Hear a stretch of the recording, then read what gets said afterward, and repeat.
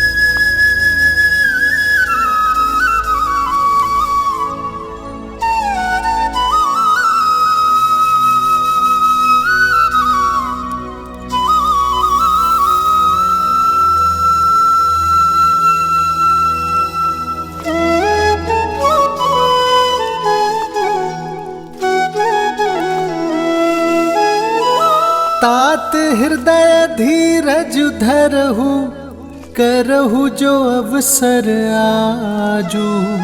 उठे भरत गुर बचन सुनी, करन कहु सबु साजू।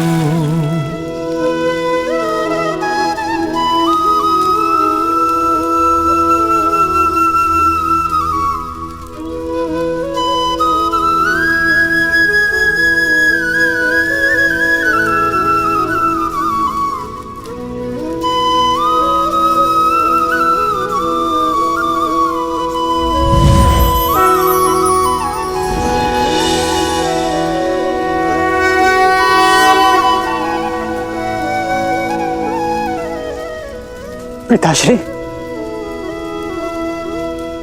पिताश्री! भैया संभालिए अपने आप को, संभालिए अपने आप को। आयुष्मान भव पुत्रो।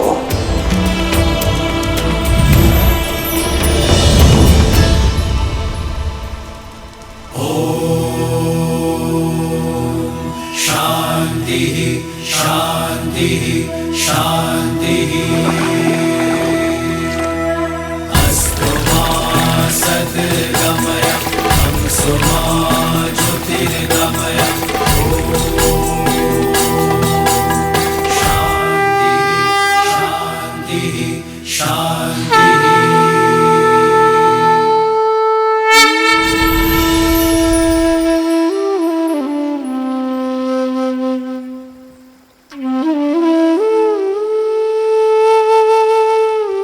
पिताश्री,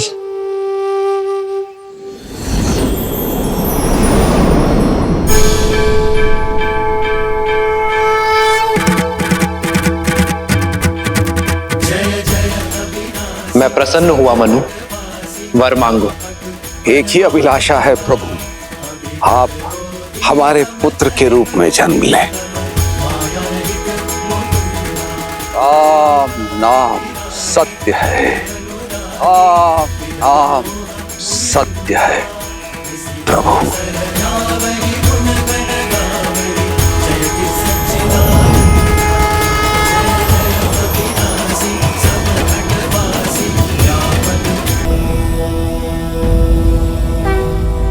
देवी होकर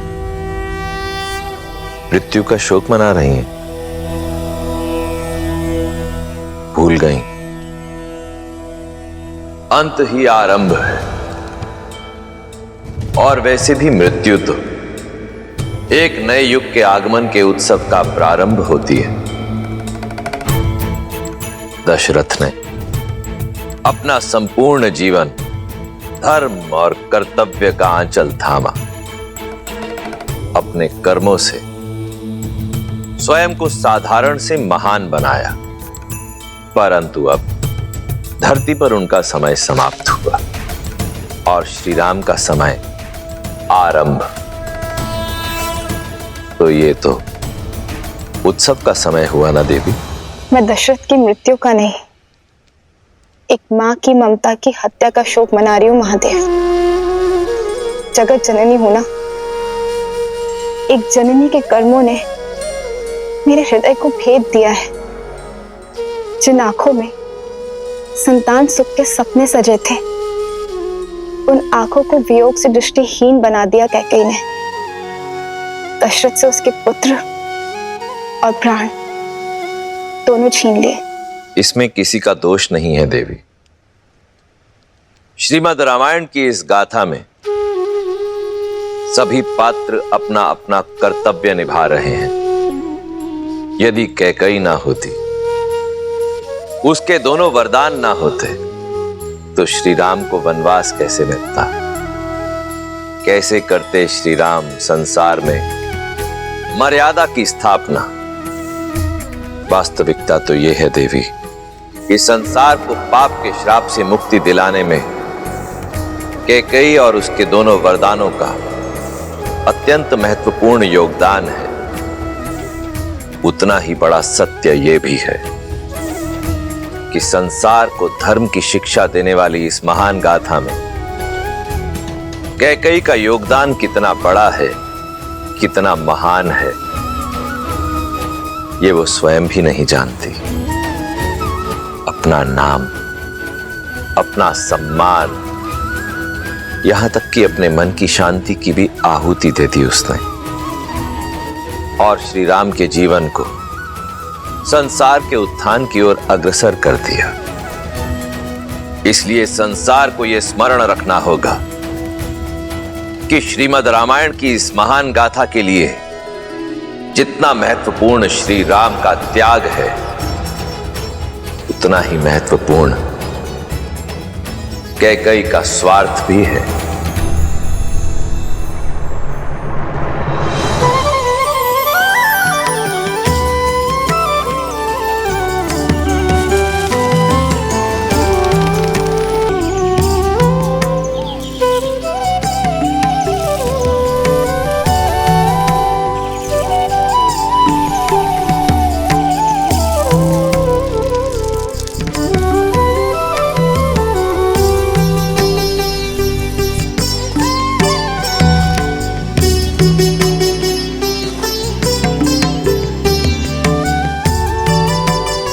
पक्षियों का पेट तो भर दिया, अब तनिक अपना भोजन भी ले लीजिए आर्य।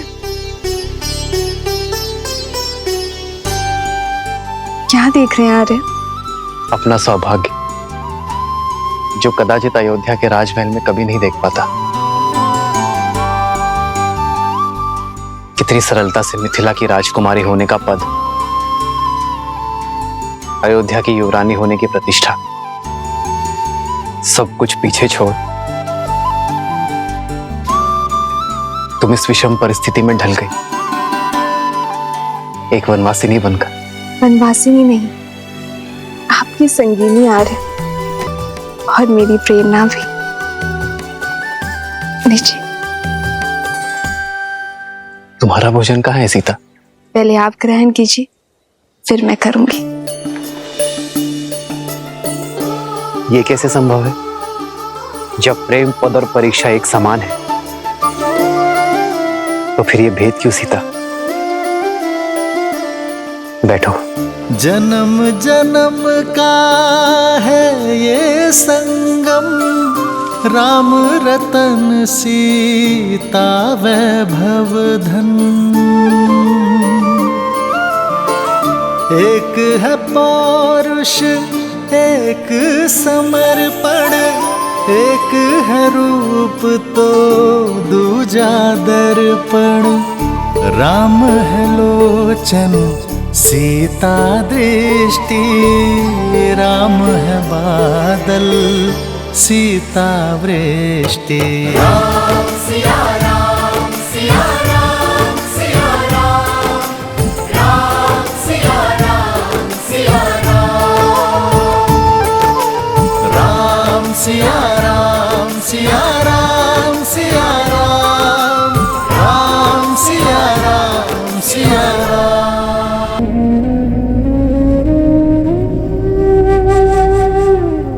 पुत्र, जन्म मृत्यु किसी के रोकने से नहीं रुकती। संसार का यही अटल सत्य है, और अस्थि विसर्जन ब्रह्मांड में विलीन होने का मार्ग है। 5 तत्वों से बना ये शरीर अंत में 5 तत्वों में ही समा जाता है, कण कण ब्रह्मांड में घुल जाता है। कुमार भरत, महाराज की अस्थि का विसर्जन कीजिए। ये अस्थियां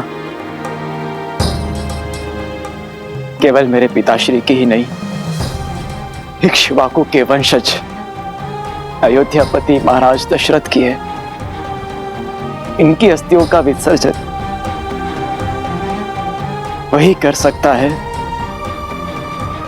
जो महाराज का उद्देश्य और उनका दायित्व अपने सर लेने में सक्षम हो, जो अयोध्या का सच्चा उत्तराधिकारी हो।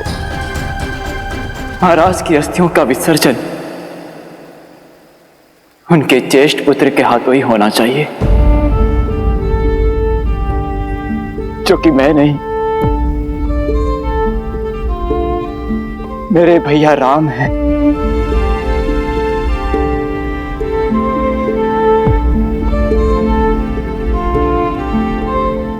मैं रघुकुल कुमार भरत महाराज दशरथ की संतान रूपी प्रजा और उनकी पावन अस्थियों को साक्षी मानकर ये सौगंध खाता हूं कि श्री राम का ये दास वन में जाकर अपने देव तुल्य भैया राम, माता समान सीता भाभी और अपने प्रिय अनुज लक्ष्मण को पुनः अयोध्या लेकर ही आऊंगा। महाराज की अस्थियों का यह विसर्जन अयोध्या के नए महाराज हमारे श्री राम ही करेंगे। रघुकुल रीत सदा चली आई, प्राण जाए पर वचन न जाई। पिछली बार आंख क्या लगी, श्री राम हमारी आंखों से ओझल ही हो गए थे, परंतु इस बार पलके तक नहीं झपकाएंगे और अपने श्री राम को वापस लेकर अवश्य आएंगे।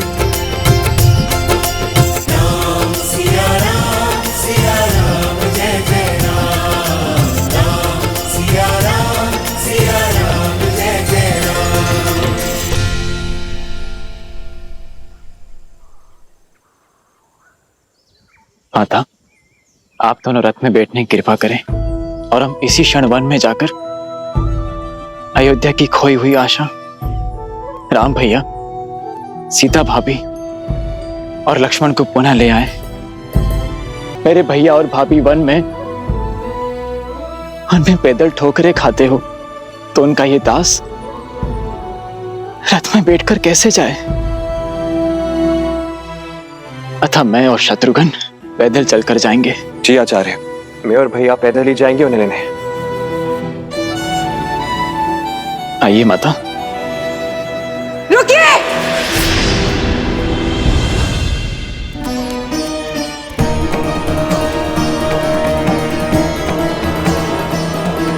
भरत, मैंने कहा था ना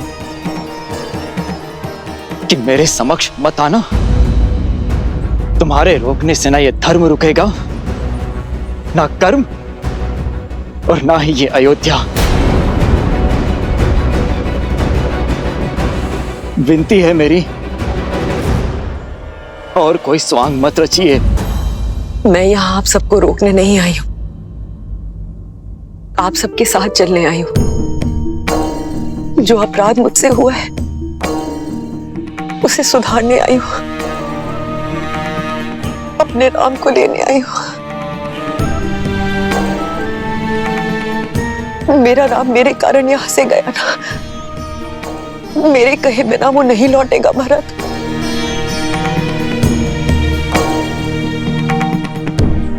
अयोध्या का सौभाग्य लौट आए, इसीलिए उन्हें लेने जा रहा हूं मैं। और इस शुभ कार्य में कोई भी अशुभ छाया नहीं पड़नी चाहिए। तुम्हें अपने साथ ले जाने से मेरे राम भैया को आहत पहुंचेगी। अत्यंत प्रेम है ना सिंहासन से, तो जाओ उसी सिंहासन से लिपट के अपने आंसू बहाओ जिसके मोह में पड़कर तुमने इतना बड़ा षड्यंत्र रचा। भरत, भरत मुझे क्षमा कर दो। भरत, शत्रुघ्न, शत्रुघ्न,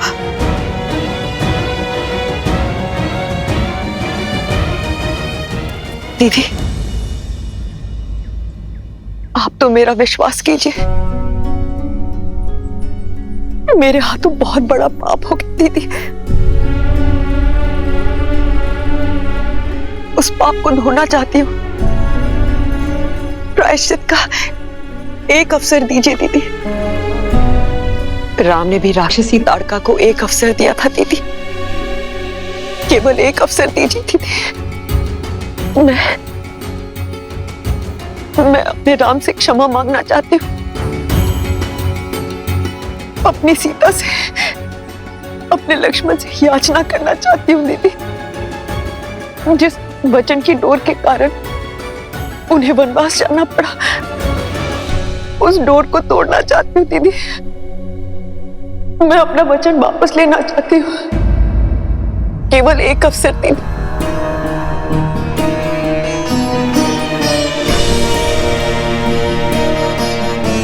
अन्यथा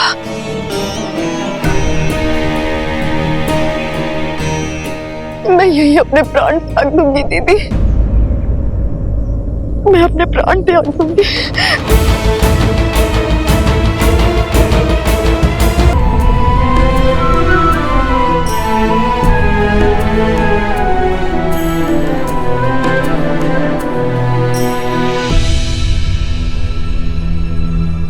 भरत, केके भी हमारे साथ जाएगी। किंतु मां,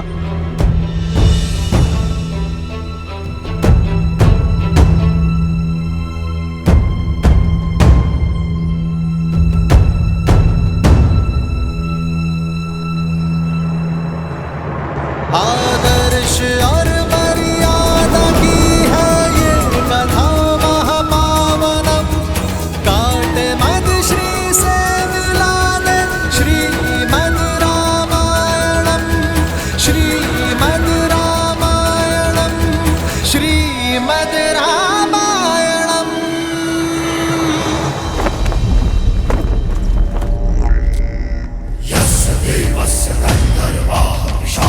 केवल रावण के शत्रु का शीश नहीं, लंका के शत्रु का शीश है। और उस दुस्साहसी की नियति है जो रावण पर संदेह करता है, और उस मूर्ख को चेतावनी है जो लंका के अस्तित्व, लंका की स्वतंत्रता को ललकारना चाहता है। इससे अंतर नहीं कि वो मित्र है, शत्रु है या संबंधी। स्मरण रहे, जो भी शीश दशानन के समक्ष खड़ा होगा वो कटेगा। वयम राक्षसम।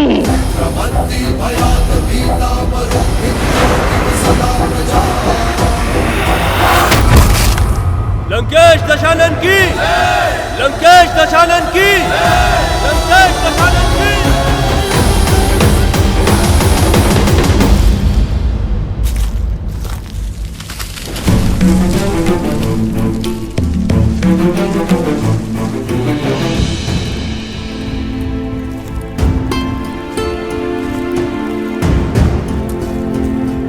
प्रणाम ऋषिगण। आयुष्मान भव। आयुष्मान भव। हम श्री राम से मिलने आए हैं, क्या उनसे भेंट हो सकती है? अवश्य, आइए इस ओर। कहिए ऋषिवर, मैं क्या सेवा करूं आपकी? श्री राम आपकी ख्याति सुनकर चले आए, रक्षा की भिक्षा मांगने। संतों की रक्षा ही तो एक क्षत्रिय का पहला धर्म है। आज्ञा करें। हम दंडकारण्य से आए हैं, जहां हम ऋषि मुनि ही क्या, प्रजा भी उन दो राक्षसों के प्रकोप से ग्रसित है। तो बताइए ऋषिवर, कौन है ये उद्दंडी? खर और दूषण, माया में निपुण, लंकापति रावण के सौतेले भाई हैं।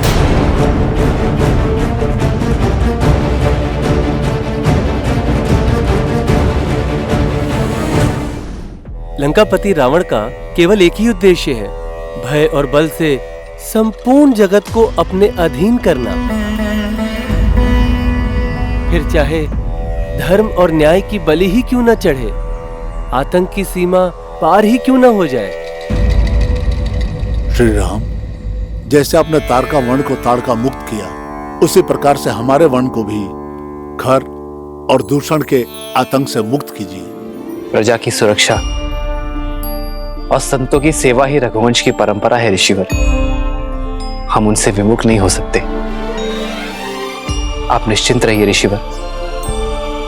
मुझे विश्वास है कि चित्रकूट में कोई बहुत बड़ा उद्देश्य हमारी प्रतीक्षा कर रहा है। कदाचित इसलिए ऋषि भारद्वाज ने हमें यहां रुकने का परामर्श दिया है।